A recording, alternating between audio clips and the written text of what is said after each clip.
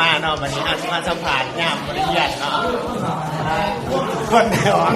นั่นดูที่ติดใจเราเนี่ย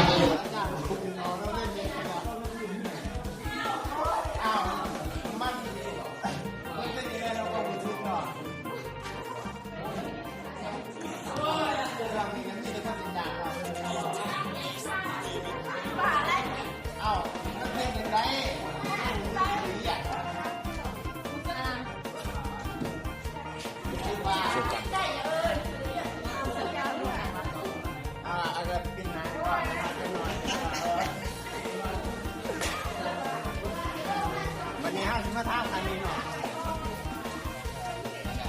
งานอาจารย์บุญมาสอนตรงมุสิเป็นยังไงเนาะพูดแย่แน่หน่อยนึงครับอาจารย์ไหนเนาะสำลักอาจารย์มาสอนรู้สึกว่า